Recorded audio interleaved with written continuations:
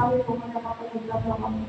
Pag sinabi ni Mama, bakit ka, makakailan ako, susunod ako. Maanay ako eh. Hindi lang ako kapatid na lalaki, hindi na susunod. Tinatawag lang, uwi na, uwi na. Ako, uwi na. Dalawang kapatid, uwi na. Hindi pa uwi. Pero pag nagamit yung nagsabi, wala akong ginapagyan sa iba, sit-sit lang yun, ha? Bakit? May namang nilihan ng leader na nag-green-line, no?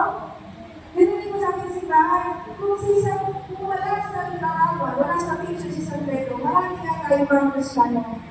Pero, para maipo ka mula ng hostel, hindi ka nalinaw din tayo. At dahil kay San Pedro, meron tayong simbahan sa Roma, na kumakalit sa atin bukod sa mga bagay ng tunay na ipinahagi ng Kristo para sa atin. Ngayon, sa aking talakayan na, di ko gusto. Imagine na lang po, kung lahat tayo dito choir, paano pa rin nalang sumay pala ng talakayan? Kung lahat tayo dito preacher, parehas tayo magdadiba ng patihan na lang tayo dito. Kung lahat mo tayo attender, walang pagtutulong sa atin.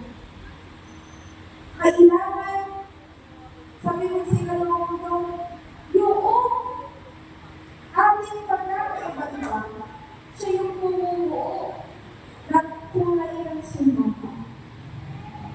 Na hindi mo pwedeng ay dalawang pagkaparehas, at hindi mo pwedeng na isang nawawala.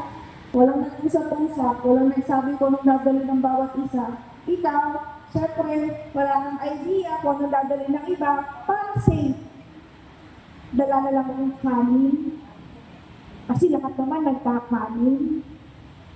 Mapaka doon, hinain mo yung kanin mo doon sa mesa. Sunod na ngayon, dumating yung isa pang magdala ng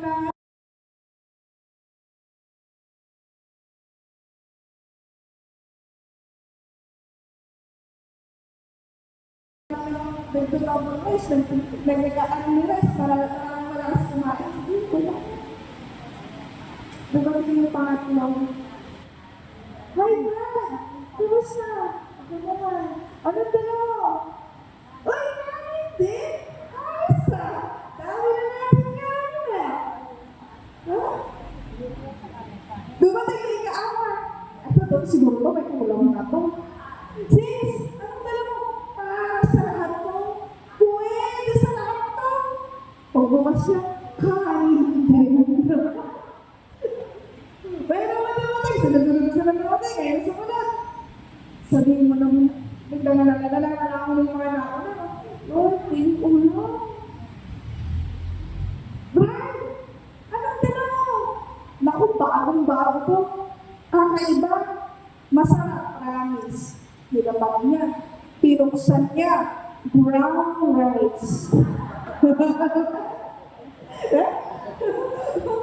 Iba nga, very rice ka din. Ang ending, walang ulam.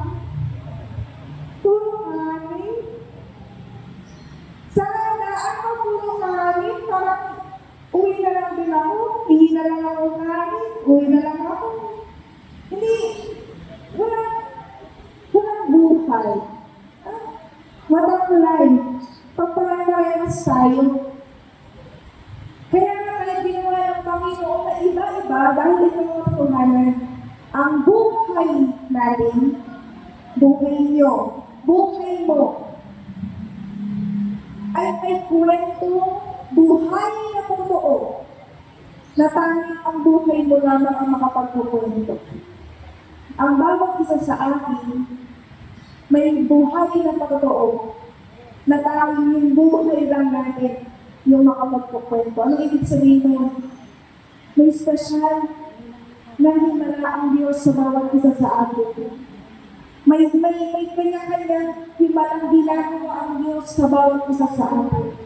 May kwento ang buhay mo, may very, very unique. May kwento ang buhay pananampalataya mo na dahil ikaw lang specifically ang nakakaranas. And once you share it with the community, once you share it with everyone, lumalago tayo sa ating buhay pananampalataya. Kaya nga po importante yung sharing portion eh. Yes, lahat tayo nakaranas ng himalang nagalingan. Yes, nakaranas din ng himalang provision mula sa Panginoon. Pero yung himalang kagalingan, iba't ibang pamamaraan. Maaaring kagalingan sa bulsa, kagalingan sa puso, kagalingan sa katawan, kagalingan, pero iba-ibang narapin.